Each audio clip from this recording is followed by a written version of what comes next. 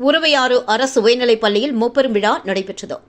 புதுவை மாநிலம் உருவையாறு பகுதியில் இயங்கி வரும் அரசு உயர்நிலைப் பள்ளியில் ஆண்டு விழா, விளையாட்டுப் போட்டி, பரிசளிப்பு மற்றும் நாற்காலிகள் வழங்கும் நிகழ்ச்சி உட்பட முப்பெரும் விழா, ஹெரிடேஜ் ரவுண்ட் டேபிள் 167 மற்றும் பாண்டிச்சேரி ஹெரிடேஜ் லேடிஸ் சர்க்கிள் 187 மூலமாக நடைபெற்றது.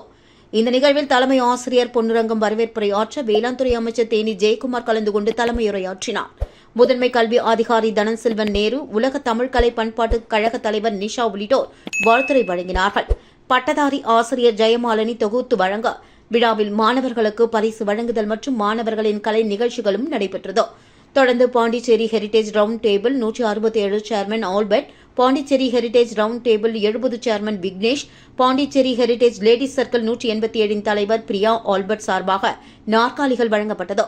நிகழ்ச்சியின் நிறைவில் பட்டதாரி ஆசிரியர் எழிலரசி நன்றியுரை வழங்கினார். இதற்கான ஏற்பாட்டினை ஆசிரியர்கள் மற்றும் ஊழியர்கள் செய்திருந்தனர்.